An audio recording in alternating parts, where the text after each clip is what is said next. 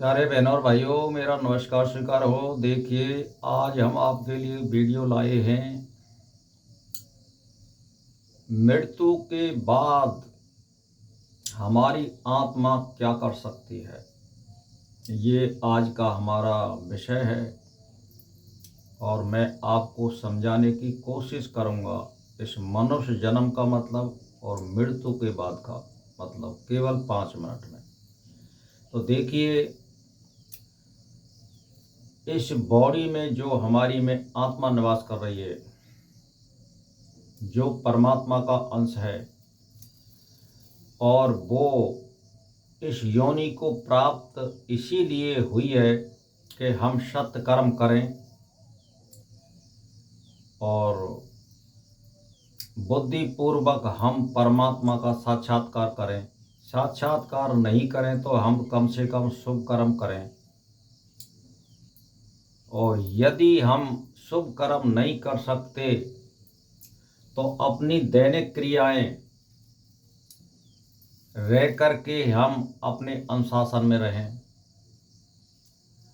तो कुल मिलाकर के जो उद्देश्य है, इस शरीर और बॉडी के द्वारा आप स्वतंत्र हैं अच्छे कर्म करने के लिए और अशुभ कर्म करने के लिए।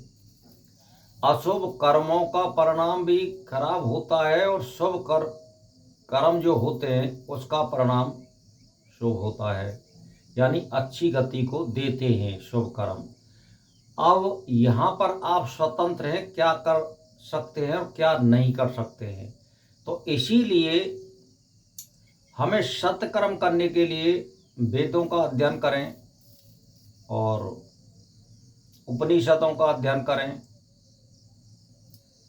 क्योंकि ये पुस्तक हमारी गुरु है। और वशिष्ठ, ब्रह्मसूत्र,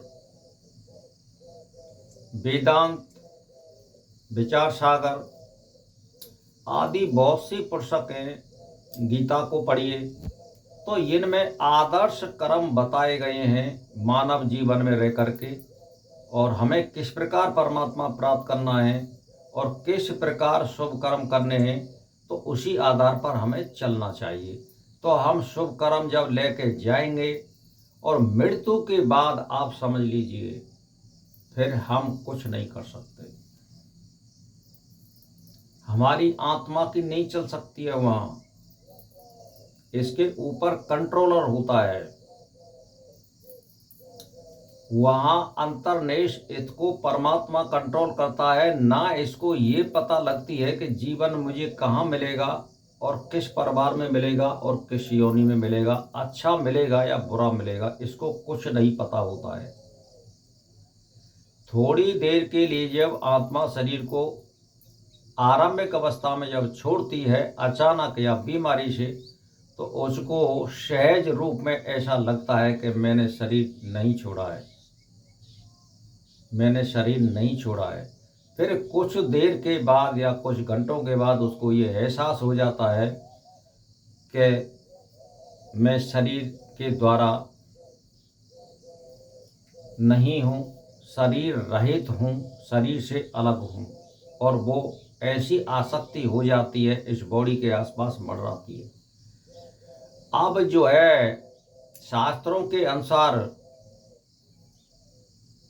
24 घंटे के बाद फिर आत्मा को ये कुछ छूट दी जाती है कि आप अपने परिवारीजनों या मिलने जुलने वालों के द्वारा आप अपने कर्मों को देख सकते हैं कि आपके प्रति क्या कर्म हो रहा है। उसके बाद परमात्मा आपको कहाँ ले जाएगा, कहाँ किस योनि में जन्म देगा या आकाश मंडल में रखेगा, ये आपके बस की बात नहीं है, और वो आपका निर्णय कर्मों के आधार पर करेगा।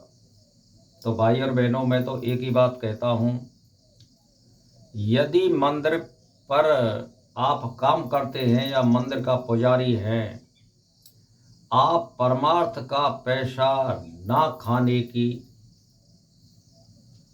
अपनी जिद रखें, यानी किसी का ज़्यादातर हराम का माल नहीं खाएं, और मंदिर पर जो चढ़ाया आता है उसको प्रसाद के रूप में ग्रहण करें, यानी सबको बांटें, उसमें से जो कुछ हिस्सा आपका आता है प्रसाद को, उसको ग्रहण करें। और उसके प्रति जो दुनिया का आ रहा है आपके पास चढ़ाया या पैसा, उसके प्रति हमें लोगों के लिए क्या देना जिससे हमारा बदला चुके हम जिसको खा रहे हैं। किसी का कोई भी धन पैसा या पदार्थ हराम का नहीं है। जैसे मान के चलिए आप हवन कर रहे हो, आपके लिए हवन सामग्री दे रहा है कोई, या घी दे रहा है या अन्य पदार्थ दे रहा है, तो उसमें तो आप नहीं खा रहे हो, वो परमार्थ में जा रहा है, आपके कर्म का फल मिल जाएगा। मान के चलिए धन संपत्ति या फल फलारी आदि आ रही हैं, तो उसको बांट के खाइए, आप अपने आप मत खाइए। धन आ रहा है उसको बांट के खाइए, सब दुनिया में बांटिए, उसको परमार्थ करिए, उससे गौ सेवा करिए उससे, तो तब तो आपका जीवन सार्थक है। और जब आप पैसा की ओर ललायत होगे और धन संपत्तियों की ओर ललायत होगे, तो फिर आप फंस जाओगे और अधोगति को प्राप्त होगे। पैसा कुछ नहीं है, परमात्मा है सब कुछ।